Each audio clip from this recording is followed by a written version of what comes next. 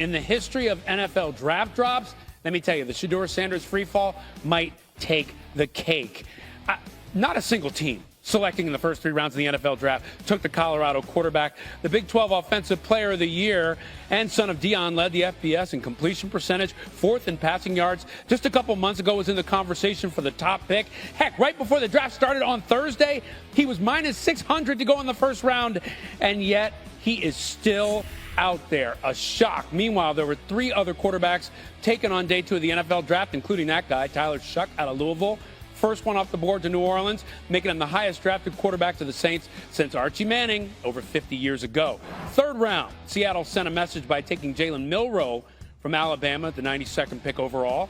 First time Seattle took a QB in the first 3 rounds since Russell Wilson in 2012. The lone non-transfer quarterback taken so far. 2 picks later, Cleveland finally came for their quarterback, going with Oregon's Dillon Gabriel, who finished a storied college career this season with the most career starts and touchdowns responsible for in FBS history. But back to Shedeur, because last night, that whole situation had Mel Kiper Jr. apoplectic. I like to say, I think it's disgusting. I don't understand what the heck's going on with this. 5th player on my board. It's never happened before in 47 years where a player that high has dropped this far into the 4th round at quarterback. That's sitting there in round 4 with other quarterbacks being taken who aren't as good as Shedeur, aren't even close, in my opinion, in terms of accuracy, toughness. Arm strength is certainly more than good enough. I don't see, outside of not being have the rocket arm and the 4.6 speed and a big frame, the 6'3", 230-pound frame, what is he lacking? Somebody's going to have to explain that one to me. 4th round, Kirk Cousins went. 4th round, Dak Prescott went. Worked out pretty good for them. It's just that Shedeur was projected a lot higher than they were. That's why we're having this discussion. You don't do that to somebody like that. You can't knock his talent. You can't knock about. I heard a lot of things about, he take unnecessary sacks. I mean, he had a battle line. He threw with a 70%, with a battle line. Talk about his escaping the pocket. You can pull up plenty clips of him escaping 3 to 4 tackles, throwing it down the field. Yep. Most of his receivers had over 7 to 8 touchdowns. He played with Travis Hunter. He won the Belinikov. Some things you just can't knock. Like, come on, bro. Like, we gotta stop making feelings with how people play linger. Like, yeah, he might have some things that he might say on camera, off the field. Whatever was dealing with that don't have to do with how he plays football. Everybody got different personalities. You never gonna meet somebody that got the same personality anywhere. Like, you can't mix that. We all made different. So for them to judge him on just the things that he say or how he carry himself, bro, how he carry himself is all about how his dad raised him. And designed they that. know Dion. We all know Dion, bro. Come on, bro. We all know Dion. They was just doing that just to, to show how they bigger than what he wanted to stand for. And I understand that, but you don't do that. You don't do that. Like, not to a kid like that been working their whole life, been told that Dion's kids was never gonna be as good as him. The Stephen A. Smith Show coming at you over the digital airways of YouTube and, of course, iHeartRadio. I'm getting right into it because I'm off on this particular Saturday, but I had to make sure I let my thoughts be known, okay? Because we're going to get started with the story that made headlines all over, all the sports networks overnight, and then some. And that was the NFL draft and the precipitous slide of quarterback Shedeur Sanders, son of primetime Deion Sanders, who many considered the 2nd best quarterback in January. Sanders was just picked by the Cleveland Browns as the 144th selection of the 5th round overall. Shedeur wasn't drafted in round 1 on Thursday. He wasn't drafted on Friday during rounds 2 and 3, and teams passed on him again earlier this afternoon in round 4. So here's a look at all the quarterbacks that have been taken so far. Cam Ward went number 1 overall at Tennessee. Then the Giants picked Jackson Dart with the 25th overall pick, a pick they moved up to get, by the way. They moved up to get that pick. Round 2 began last night, and the first quarterback taken was Tyler Shuck, who went to the New Orleans Saints with the 40th overall pick. Then in round 3 to Seattle, the Seahawks took Jalen Milroe from Alabama with the 92nd overall pick. And then 2 picks later, the Cleveland Browns selected Dillon Gabriel with the 94th overall pick in the 3rd round, and there were no more quarterbacks taken on Friday. So those are the 5 quarterbacks that went ahead of Shedeur Sanders. And before I give you my feelings on this, I want to show you the 5 quarterbacks the Browns now have on their roster. The quarterback room now includes Joe Flacco, Kenny Pickett, the aforementioned Dylan Gabriel, Deshaun Watson, who is injured with his Achilles tear, and of course now Shedeur Sanders. Ladies and gentlemen,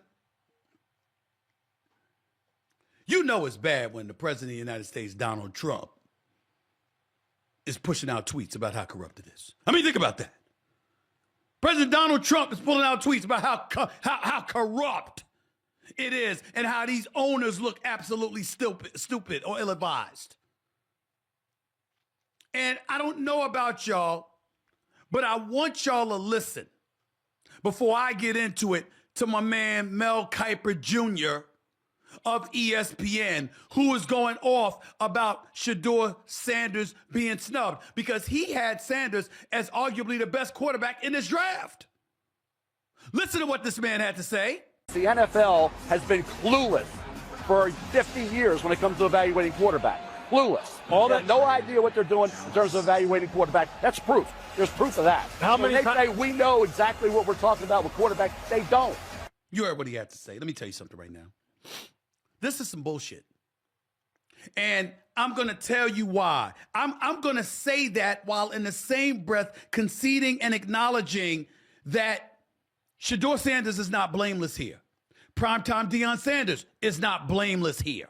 I'm going to say what I have to say, knowing that both of them have their hands at least a little bit dirty in all of this. But if you're the National Football League, okay, clearly it's not about talent anymore.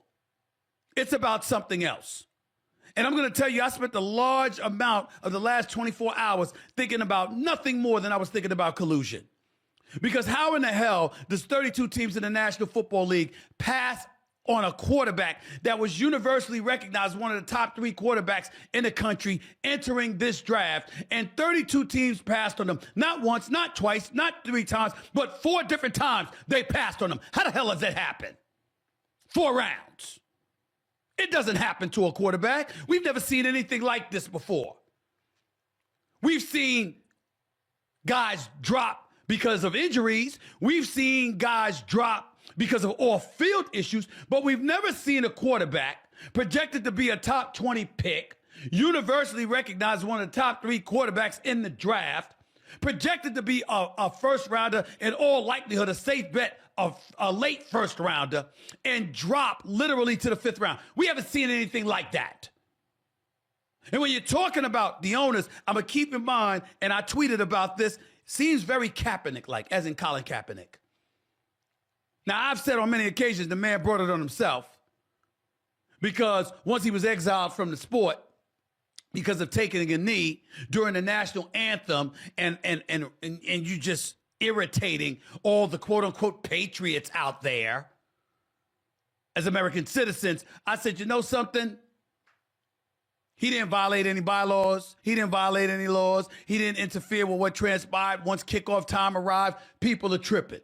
But still in all, he had an opportunity to get back in the NFL. All he had to do was show up to that workout that the league had organized at the Atlanta Falcons practice facility, but he didn't show up to that.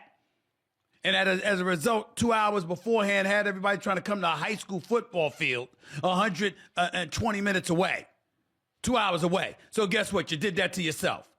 That was not Shedeur Sanders.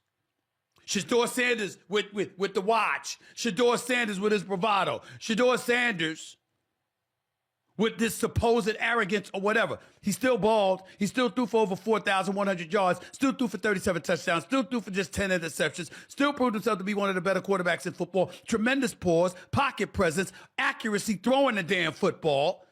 Didn't have great wheels, doesn't have great athleticism, but the brother can play.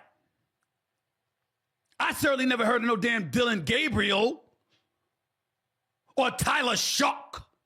What the hell is that? I didn't hear about them. So how is Shedeur Sanders going behind them? I'll tell you how.